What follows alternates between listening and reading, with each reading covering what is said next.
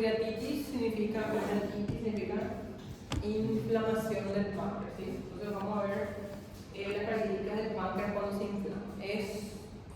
Se dividen dos tipos de inflamación, aguda y crónica. Y la aguda es una urgencia, a veces puede ser algo leve o puede ser una urgencia que incluso puede llevar a la muerte del paciente por la hemorragia masiva que puede producir. Vamos a empezar con la aguda. La aguda se caracteriza porque hay un proceso inflamatorio agudo en los acinos pancreáticos. Si ustedes se acuerdan, páncreas era una glándula exócrina y también tiene una porción endócrina que eran los islotes de Langerhans. Pero este proceso generalmente ocurre porque el páncreas exócrino, a nivel de los acinos pancreáticos, se obstruye y se liberan las enzimas que produce el páncreas, ¿sí? Esas enzimas generalmente van por los ductos principales hasta el duodeno, y en el duodeno, junto con el quimo alimentario, ahí se activan esas enzimas y ahí empiezan a producir el doblamiento de los carbohidratos, de la grasa, de los lípidos, etc. ¿Qué pasa? En la pancreatitis aguda se dañan los acinos y eso hace que a veces las enzimas se activen ya dentro del páncreas. Y esa activación de las enzimas dentro del páncreas puede lesionar a otras células pancreáticas, o sea, se liberan más enzimas, o puede lesionar a los vasos sanguíneos donde tenemos hemorragia, o puede lesionar al tejido adiposo que está alrededor del páncreas y tenemos necrosis enzimática de la grasa, ¿sí?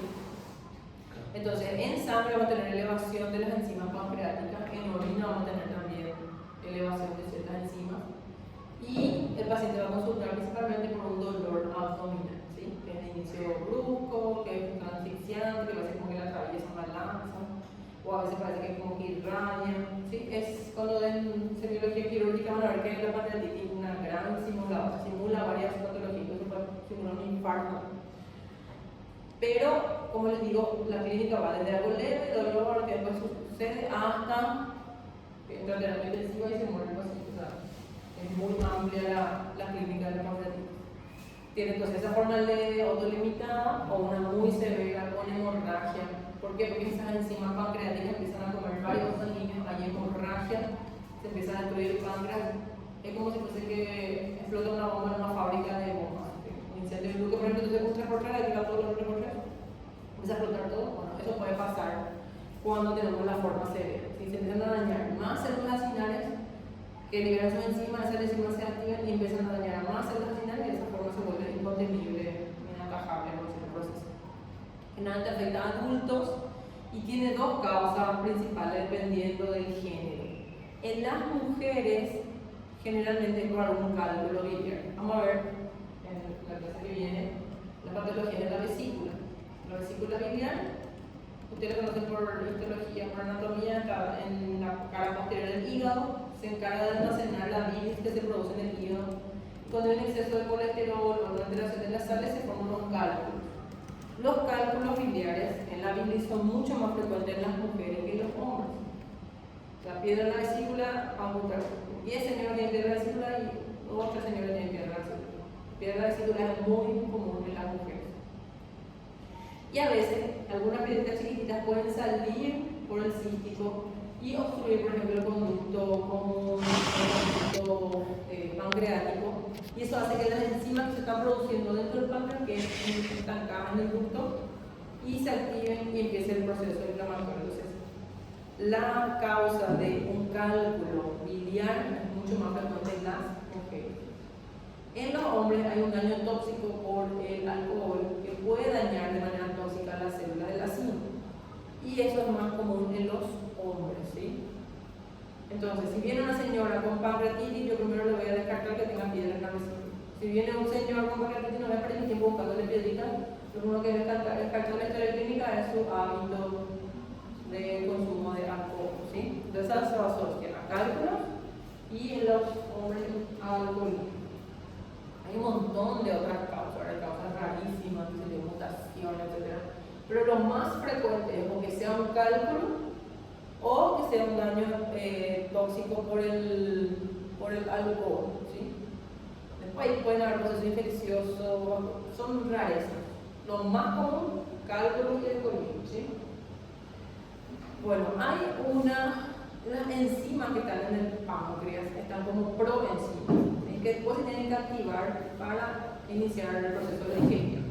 En la pancreatitis, esas enzimas se activan ya dentro del páncreas y tenemos lipasa, proteasa, colagenasa, etc. Todas las asas que ustedes se pueden imaginar.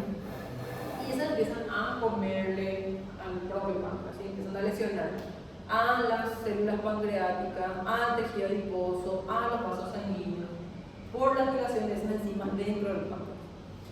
Puede ser por una obstrucción, como se suele ver en los cálculos, por un daño a las células acinales, como se suele ver en el alcoholismo, y a veces puede ser por una alteración en el transporte de las enzimas que se activan antes de donde tendría que activarse. Y ustedes tienen este dibujito muy lindo en su libro que les explica las causas de pancreatitis aguda. Acá pueden ver este conducto que desemboca junto con el conducto principal a nivel del esfínter de la ampolla de Vater, donde está el esfínter de Olin. Este conducto es el que trae la bilis de la vesícula. Y de ahí pueden migrar algún calculito, obstruir acá. Entonces todas estas enzimas que se liberaron de los vacinos quedan atrapadas dentro del ducto y ahí se pueden activar y ahí pueden entonces producir el inicio de la inflamación, ¿sí? Las células acinales son las células que producen las enzimas, se pueden dañar justamente por el alcohol. ¿Verdad? El alcohol produce un daño tóxico a la célula acinal y eso produce que la célula acinal se rompa y libere sus enzimas al medio extracelular. Entonces, activación de enzimas intra o extracelulares.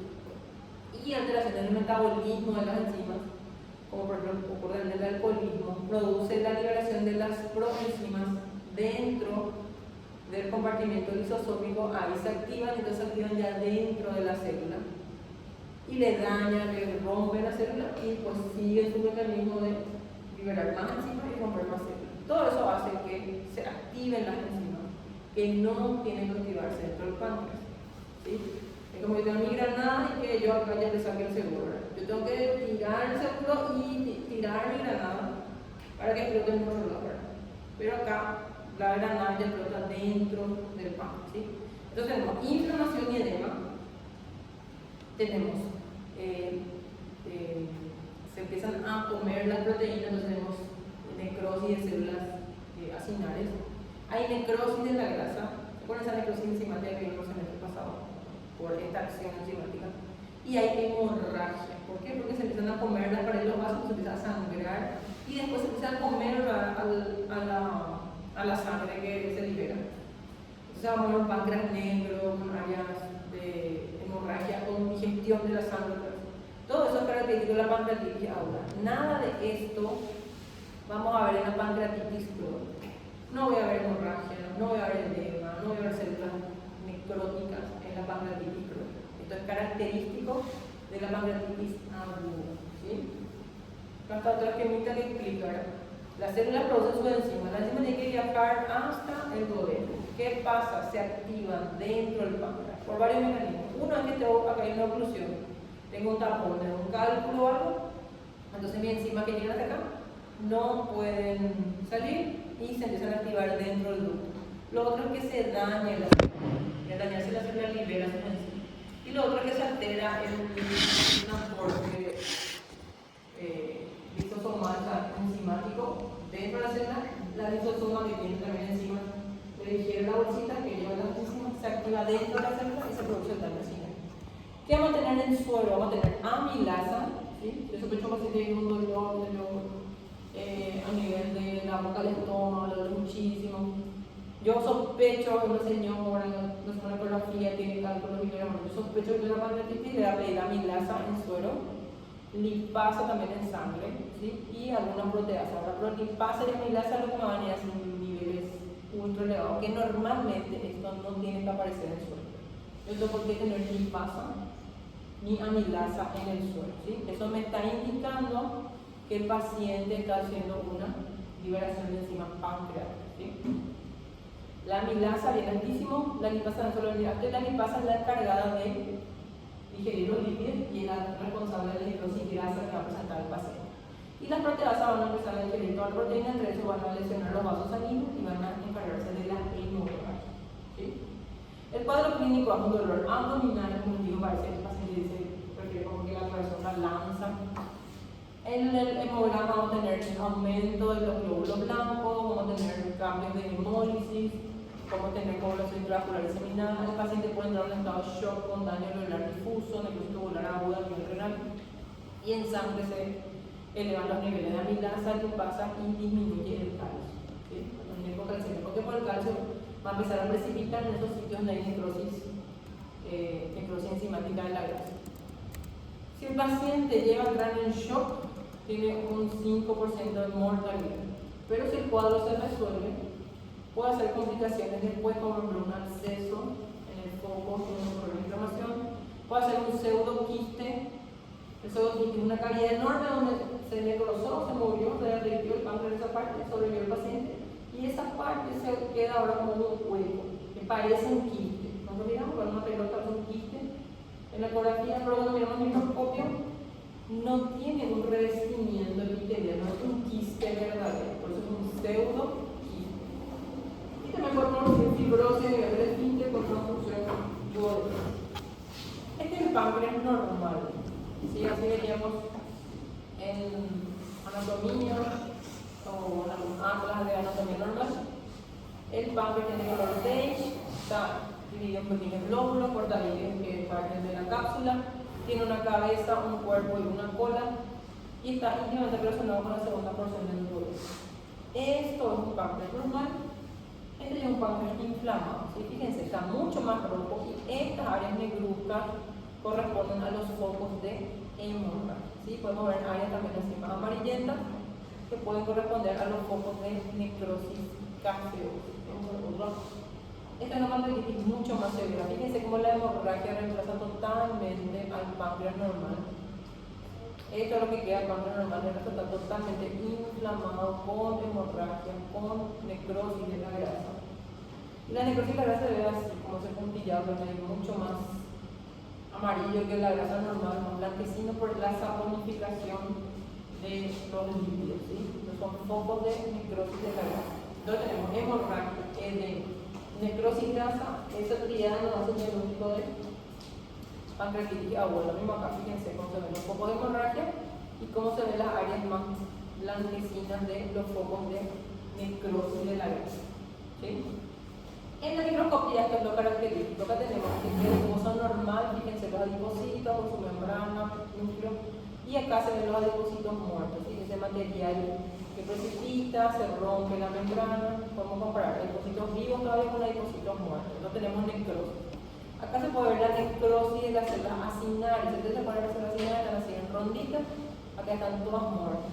Tenemos hemorragia, que representa eritrocitos por la sanguínea, y tenemos infiltrado inflamatorio. Completamente entre las células acinarias. Entonces tenemos necrosis de la grasa, hemorragia. Entonces no tocamos a ver edema, necrosis de células acinarias.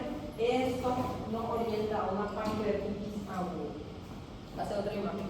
De este lado depósitos vivos, de este lado depósitos muertos. Fíjense la membrana rota, el líquido precipitado, formando acá esto que se ve gris ya son un poco de calcificación, acá se ve la inflamación, quedan muy pocas células acinarias vivas.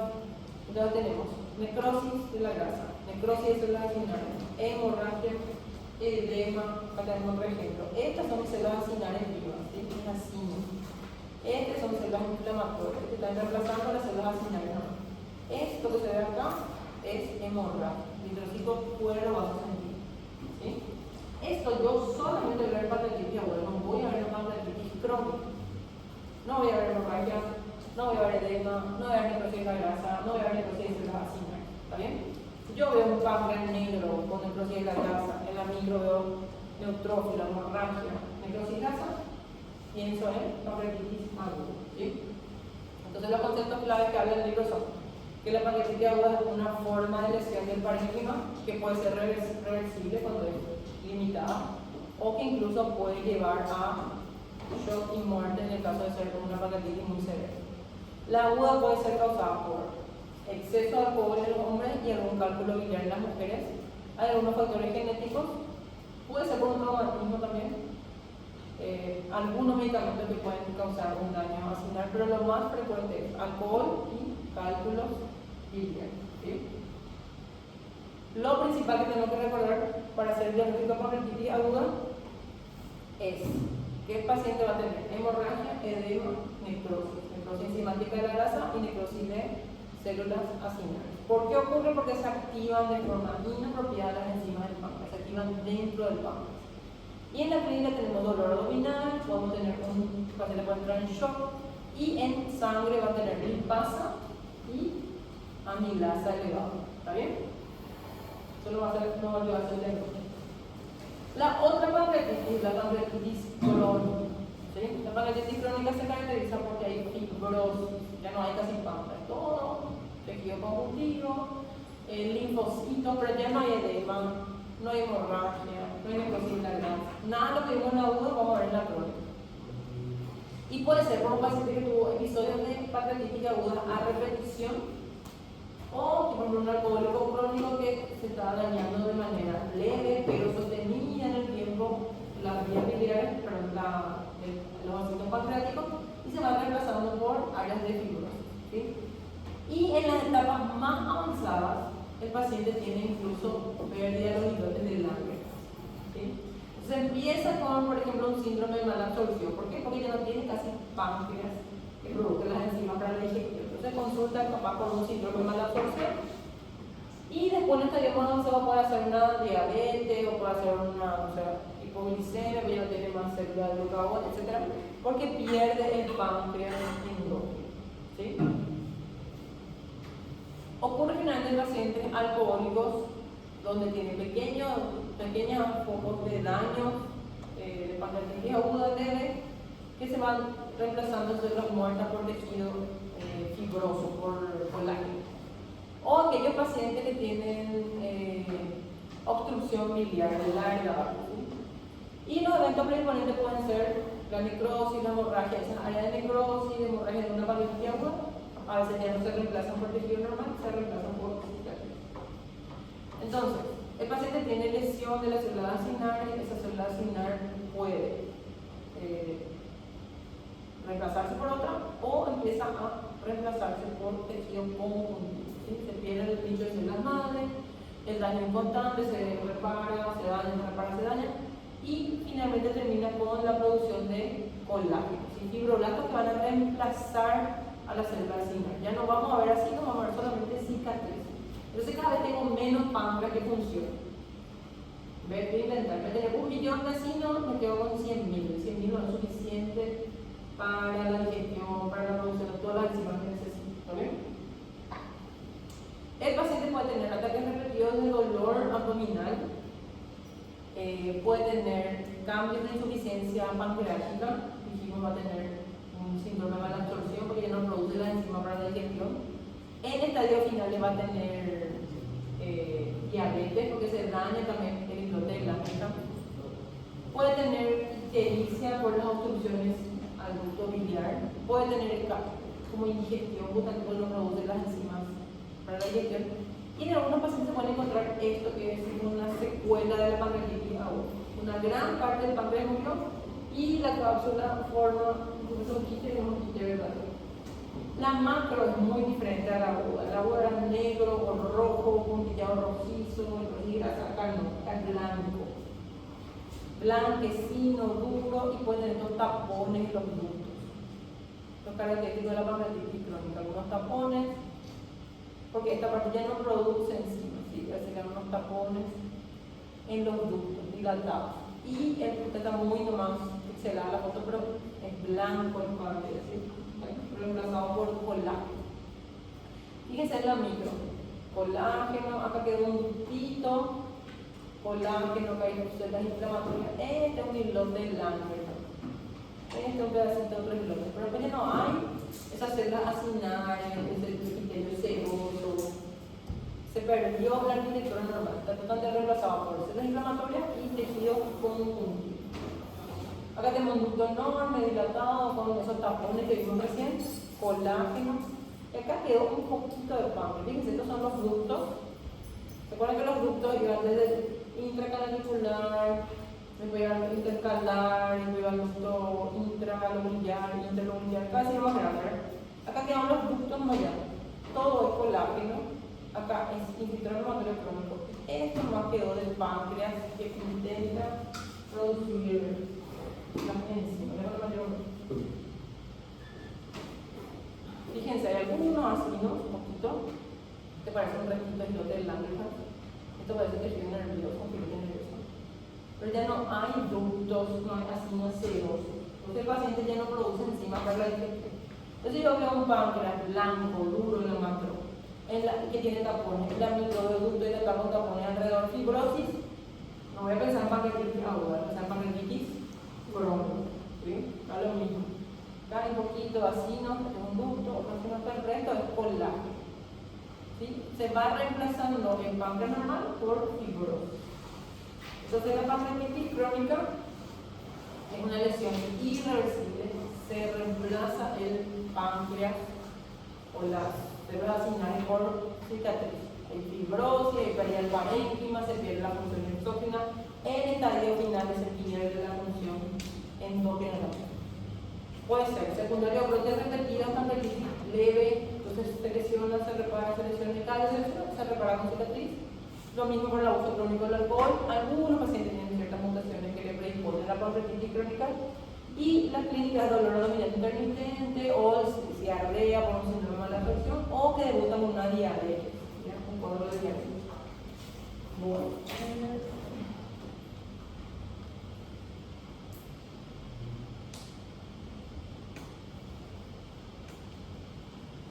Creo que les voy a hacer a páncreas ahora.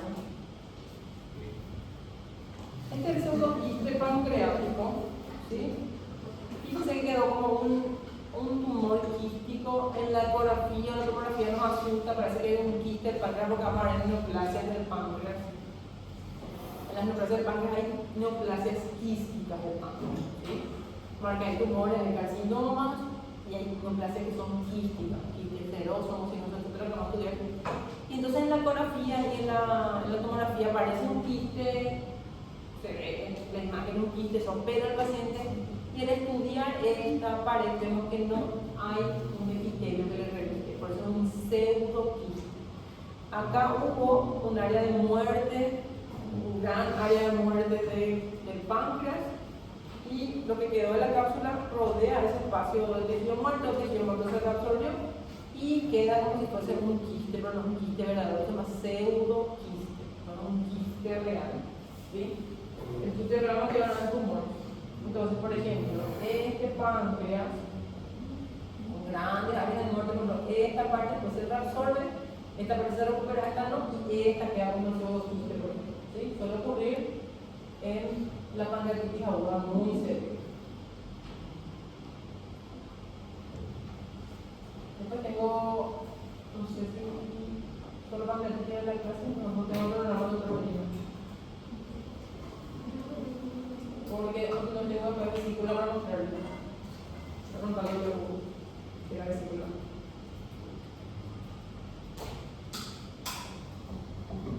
A la cara posterior del hígado. ¿Sí? ¿Se acuerdan? Cuando tuvieron una anatomía del hígado tenía el lóbulo derecho izquierdo, el lóbulo cuadrado. Y que en la cara posterior, en el lecho vesicular, está la vesícula. ¿Sí?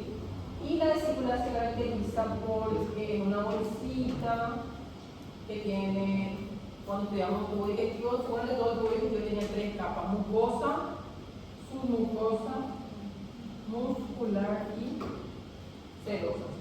La vesícula no tiene submucosa, tiene mucosa, después tiene muscular y tiene serosa, tiene tres capas. Tiene una pared fina, tiene una serosa que es de verdosa porque se tiñe con lo que almacena, que es la bilis. ¿Sí? Y la mucosa es así, aterciopelada de color verdoso. La vesícula tiene un conducto que se llama cístico, que se une al conducto biliar común y drena en el duodeno, como vimos, acompañado de la salida del conducto principal del páncreas. ¿Sí? La patología inflamatoria de la vesícula se llama colecistitis y suele ser causado por los cálculos que se forman en la vesícula. Y los cálculos en medicina le llamamos litiasis, los litos o cálculos o piedras, son los litos. Entonces, a veces puede tener nefrolitiasis, tiene cálculos o piedra en el riñón. colelitiasis, tiene cálculos en la vesícula, ¿sí? Vamos a empezar con la colelitiasis, que es la patología más común. ¿Sí? Hay gente que no tiene ningún síntoma, entonces la ecografía y su vesícula están llena de cálculos, ¿sí? Puede ser sintomático o puede causar síntomas, ¿sí? Bueno, vamos a ver qué diferentes tipos de cálculos. En radiología hay dos principales, radio opaco y radio lúcido. Radio lúcido que se ven así como no se coloran, no se ven blancos, se ven como negros al fondo, y radio opaco es decir, se ven bien blanquecinos cuando se mueven. Esto se debe a las características de la formación del cálculo. Los de colesterol tienen mucho colesterol en la bilis. Ese exceso de colesterol hace que precipiten y se formen los cálculos y que a veces se metan por debajo de la mucosa y tengamos esa colesterolosis cuando hay más ovulación. Eso es más profundo y no colesterol en la vesícula, eso por el exceso de colesterol. Hay mucho colesterol y poco ácido biliar, entonces no se pueden conjugar y precipita el colesterol, se satura y forma unos cristales que son amarillos, pero amarillos. Y así todos laminaditos. Y son facetados, parecen dados, tienen cara o faceta. Los dados son para jugar banqueros. Bueno. Después está el pigmentado, que suele ser negro, bien negrito, redondito, o suele ser marrón, que es una mezcla de bilirrubinato de calcio, pero con colesterol. Los que son de puro bilirrubinato de calcio son bien negritos. Y se ven pacientes que tuvieron, por ejemplo, hemólisis, o grandes quemados y hacen así unos cálculos bien altos en bilirrubinato. Y los marrones son una mezcla de bilirrubinato con colesterol, ¿sí? Se ve, por ejemplo, en pacientes que tienen alguna infección, algún proceso inflamatorio de la vesícula, generalmente por Escherichia coli o acrilúrico, y bueno, algún proceso infeccioso suelen ser estos cálculos marrones. Los cálculos pueden permanecer asintomáticos, el paciente ni sabe que tiene cálculos. Esto es lo más común, ¿sí? Tener cálculo y no saber que tiene cálculo. Y en algunos casos el cálculo, generalmente son grandes, entonces no producen, están ahí en el fondo de la vesícula, no producen clínica. Pero eso puede ser chiquitito y migrar. Cuando migran lo que puede dar dolor, inflamación de la vesícula que también produce dolor, o pancreatitis y dolor de los casos. Entonces tenemos los de colesterol, que se suelen ver generalmente en pacientes por su dieta muy rica en grasa, los yanquis, por ejemplo, tienen mucho colesterol. También se ven pacientes con edad avanzada, es más frecuente en el sexo femenino por temas hormonales. Obesos, antes cuando yo estudiaba, hace muchos años, en mi libro era las 4F, de la colecistitis y de la colelitiasis, que era mujer, cuarentona, multípara, obesa. Pero ahora ya hay un niño de 15 años, no sé qué lo conocen, que ya tienen cálculos, tienen colecistitis, cálculos, la dieta cada vez peor, entonces los niños cada vez más jóvenes hacen cálculos de colesterol. Y los pigmentados son pacientes más asiáticos, medio rural, por trastorno digestivo, por pacientes que tienen enfermedad de Crohn, o pacientes que tienen una hemólisis. La vesícula biliar almacena la bilis que viene desde el hígado. El hígado produce la bilis y después se almacena en la vesícula. Cuando ingerimos los alimentos, llega un reflejo que hace que la bilis salga de la vesícula, vaya hasta el duodeno, se une con la enzima pancreática y junto a las sales biliares con la enzima pancreática, activa la enzima y empieza la digestión. ¿Sí? Cuando la bilis está muy saturada de colesterol, ese colesterol precipita y forma los cálculos de colesterol. ¿Sí? Ahora tenemos la vesícula abierta, fíjense, ya no estamos tan verdes en nuestra vesícula porque está inflamada. Y fíjense, estas piedritas bien facetadas, igual son dados y bien amarillas, son nuestros cálculos de colesterol. Esta otra vesícula súper inflamada, llena de cálculos de colesterol. Y después tenemos el cálculo pigmentado. Fíjense la diferencia, son oscuritos, negritos, redonditos. ¿Está bien? Bueno, estos son por exceso de bilirrubinato de calcio. ¿Sí? Entonces tenemos cálculos de colesterol, fíjense, porque es de la mujer multípara o embarazada, mayor de 40, obesa, etc. y tenían el cálculo de colesterol. La ictericia se presenta en aquellos pacientes que tienen esta obstrucción y se suele poner pacientes con hemólisis que hacían ese cálculo puro de bilirrubina. Este marrón, que es la mezcla entre este y este, y que son radiopacos, estos son los que se ven en un paciente que tuvo una infección bacteriana en la vesícula, ¿sí? Y se forman los cálculos, que son la mezcla de colesterol con el bilirrubina. Cuando son grandotes, los pacientes feliz, chill, ni sabe que tienen el cálculo, pero cuando migran, estos pequeñitos que obstruyen, ahí sí dan esos dolores súper intensos, el famoso cólico biliar en pan. Generalmente, cuando la vesícula se libera su contenido, es cuando el paciente come comida rica en grasa, tortilla, marinera, esas cosas son las que disparan los que migren el cálculo porque empezaba a seguir la vesícula, o el paciente que tiene ya colecistitis, que tiene la vesícula inflamada, empeora. Entonces, después de comidas ricas en grasa, suelen hacer los episodios agudos, ¿sí?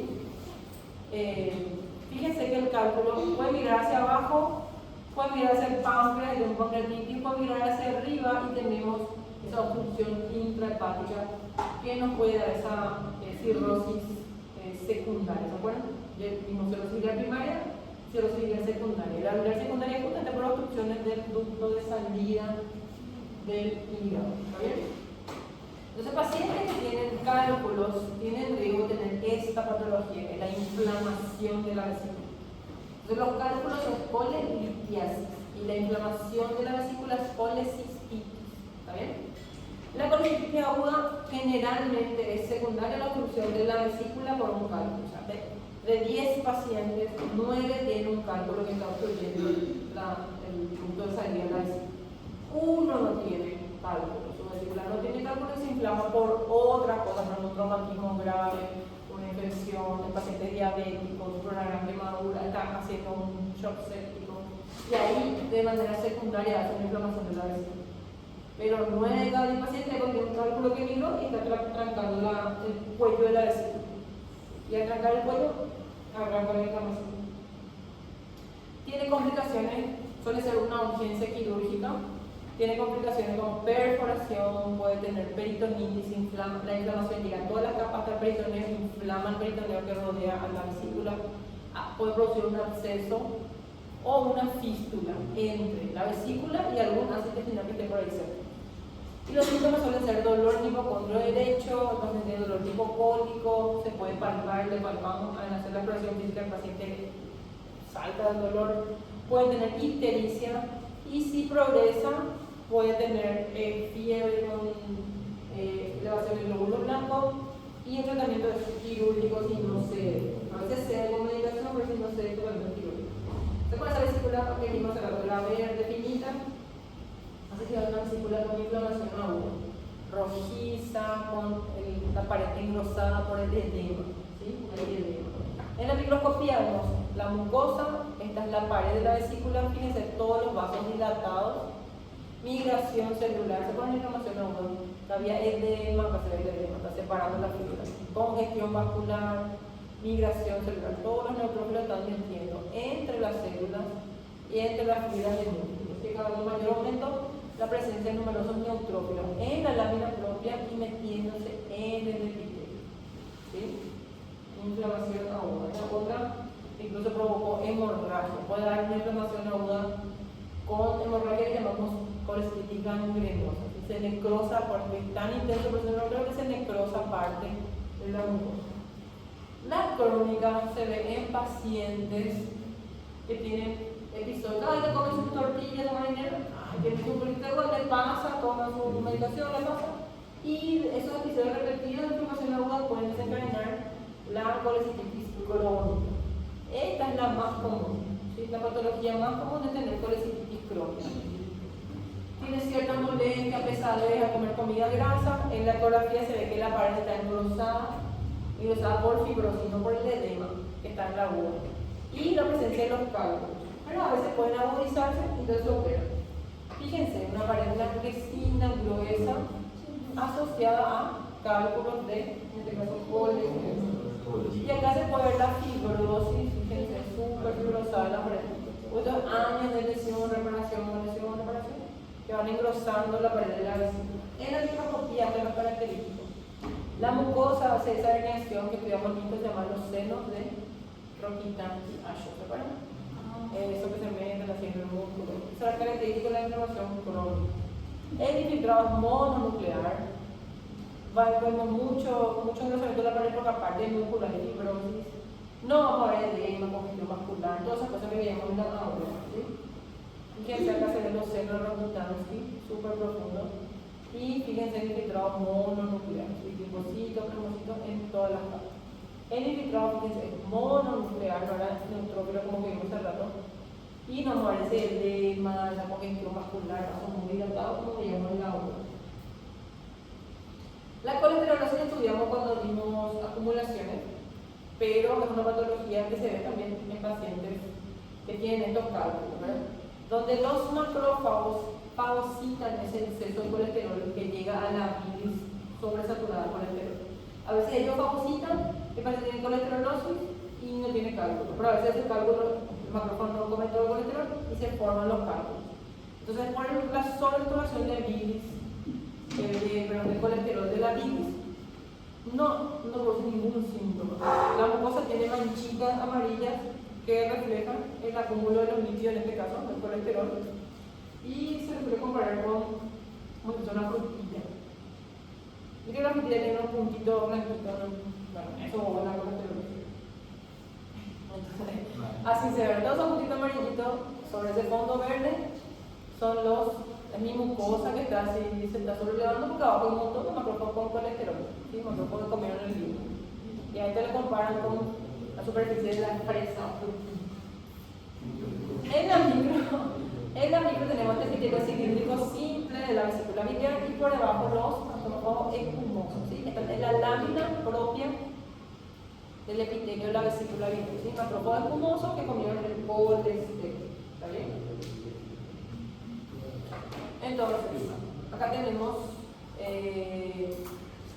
la vesícula con inflamación, fíjense, puede llegar incluso a necrosar cuando el proceso inflamatorio es muy agudo, muy severo. Y en la crónica lo que hay es engrosamiento y fíjense, se forman esos senos Rokitansky mucho más profundos. En la aguda esos senos Rokitansky casi no se ven, hay neutrófilo, edema, congestión vascular. Y en la crónica, fíjense, engrosamiento de la pared por fibrosis y la mucosa tiene esos senos Rokitansky tan característicos. ¿Vale? Tumores de la vesícula biliar, no es muy común. Siempre pensamos en el cáncer de colon, esa cosa, y después empezar un cáncer de vesícula biliar, no es lo más común. Pero no tenemos que olvidarnos de la vesícula porque se ve. Hay gente que sobre la vesícula, enterré, tiré, dejé mi sala, su piedra es pueden dejar su sala, si no recuerdo. Pero su vesícula sí se tiene que mandar al laboratorio a estudiar, porque pueden tener un cáncer. Y después de unos años viene con la metástasis, se busca el primario, no se encuentra después de un antecedente, se los operó su vesícula hace 3 años. ¿Y qué salió? No sabemos, porque enterró, porque sal, así con la gente. O ni los gitanos le dieron, no tira, ¿verdad? Hacen la campaña del papel y se vesícula tira, no hacen estudio. Bueno. Vieron que la causa, o sea, las que más tenían cálculo eran mujeres, vieron que una señora gordita. Así mismo, como la patología biliar o la vesícula biliar es más frecuente en las mujeres, tener cálculo es más frecuente en las mujeres, tener colecitis es más frecuente en las mujeres, lo mismo pasa con el tumor. Es más común en mujeres. Y finalmente son señoras que tienen cálculos, tienen su colecitis crónica de larga data de cálculo. Ellas son las que tienen riesgo de desarrollar un adenocarcinoma de vesícula. Entonces, si hay una señora que tiene una colecitis crónica hace años y no le llegará por fin, pero sí o sí hay que cuidar esa vesícula, ¿sí? No hay que desechar. La mayoría son señoras de mayor de 50 años, fíjense, la 4:1 es la relación hombre-mujer, o sea, la mujer es 4 veces más que el hombre. En algunos países donde hay mayor incidencia de esto, puede llegar a 20:1 inclusive. Se ve que es más común en los latinos, capaz un otro tipo de dieta, y también en los indioamericanos, este tipo de tumor.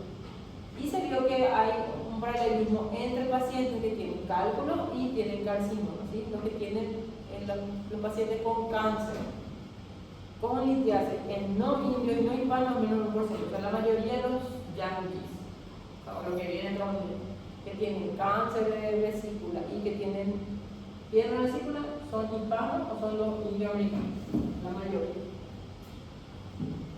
El síntoma más común puede ser dolor, porque es una colecistitis, y en el laboratorio que es la elevación de la fosfatasa alcalina.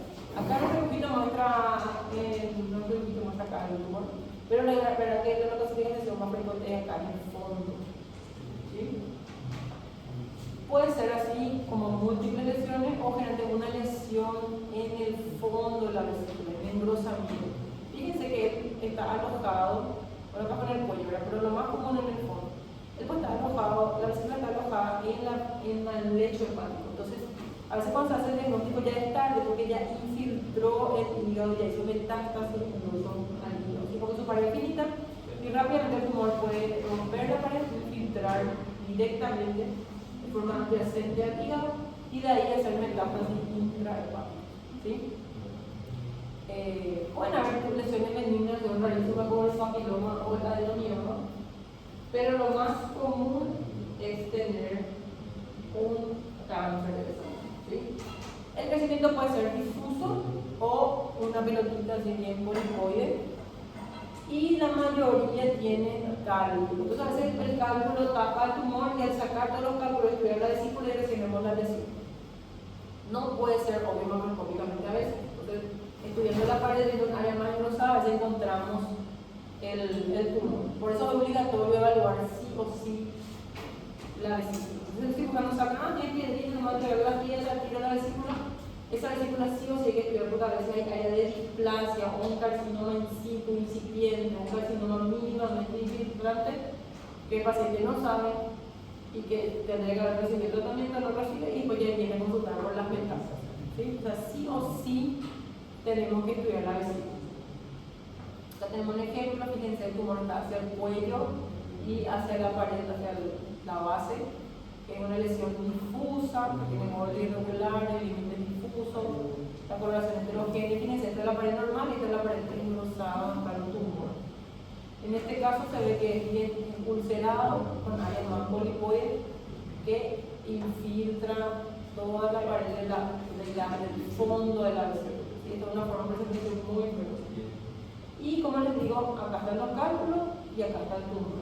¿Sí? Está asociado con altas vesículas que tienen colelitiasis y colecistitis crónica. En esos pacientes, el paciente con colecistitis crónica tiene riesgo de con los años desarrollar un cáncer de un adenocarcinoma de vesícula. Y acá tenemos la vesícula, fíjense, el tumor es una miseria, acá está bastante lleno de cálculo. Este no es el tumor.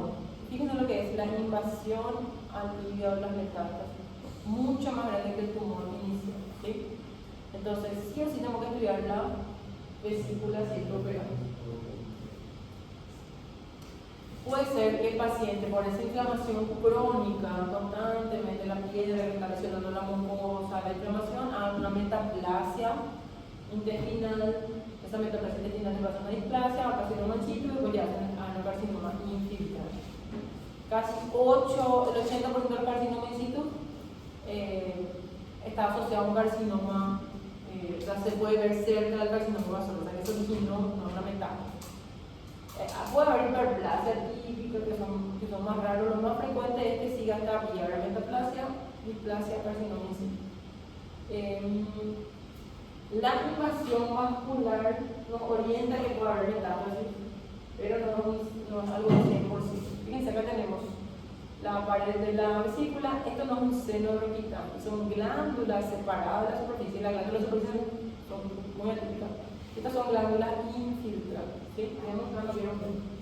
La glándula que vimos hace rato, voy a poner para que comparen con, por ejemplo, el ejemplo enterológico.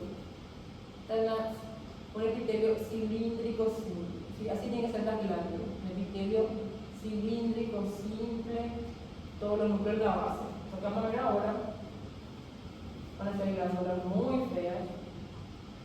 Fíjense que son lila, tiene la luz irregular. Si miramos esta, se perdió la relación núcleo-citoplasma, hay más núcleo, citoplasma y rectificación. Están infiltrados. Fíjense que son glándulas feas, atípicas, con áreas de necrosis, ¿sí? Que infiltran todas las capas de la vesícula. Acá tenemos que en el mayor aumento. Fíjense los núcleos espantosos, hay rectificación, relación núcleo-citoplasma, ¿sí? Son glándulas infiltrantes súper activas. Como está al lado del hígado, lo primero que va a hacer es hacer ya la infiltración directa al hígado y por supuesto metástasis también. Y como está cerca del estómago, en algunos casos puede hacer metástasis en el estómago. Los ganglios también de esa parte del tubo digestivo son los que más se van a ver afectados. Y cuando hacemos el diagnóstico, o sea, tiene pobre pronóstico, el paciente tiene 2 años, ¿no? ¿Por qué? Porque cuando hacemos el diagnóstico, el paciente ya tiene metástasis. ¿Sí? Se diagnostica tarde, se diagnostica temprano. Entonces, por eso el pobre pronóstico, no por el tipo de tumor, como el tumor muy agresivo, sino porque se descubre súper tarde. Se descubre cuando ya hizo metástasis, cuando ya está diseminado. ¿Sí? Ese es el problema de este tumor. Entonces, para recordar, la vesícula tiene cálculo, que es colelitiasis, y tiene inflamación, que es colecistitis. La colecistitis puede ser aguda o puede ser crónica. ¿Sí? Y después tenemos el cáncer de vesícula, que es rarísimo, pero que se ve principalmente en estas pacientes que tienen cálculo y que tienen colecistitis crónica. ¿Sí? Los cálculos son, la mayoría son de colesterol. Los pigmentados tienen más que ver con, por ejemplo, hemólisis. Los factores de riesgo generalmente son el sexo femenino, estrógeno, obesidad, algunos no de la herencia. La colecistitis siempre está asociada con la litiasis. Dijimos, 95%, 9 de cada 10 pacientes tienen un cálculo que le desembocó en su inflamación. ¿Sí? Uno de cada 10 pacientes no tiene cálculo cuando tiene colecistitis, ¿sí? Que son los grandes quemados, diabetes. Y el cáncer está asociado a los cálculos en la mayoría de los casos y se detectan tarde. ¿Sí? Desde tarde es el peor pronóstico. Si el pronóstico es desfavorable, porque ya se detecta cuando la enfermedad está muy avanzada. ¿Está bien? Y hasta ahí llegamos. Subimos páncreas, inflamación y vesícula. Y después se viene el cáncer del páncreas, que es todo un tema súper largo. ¿Está bien? Vamos a ver si ya se liberó el laboratorio para ir a mirar el área.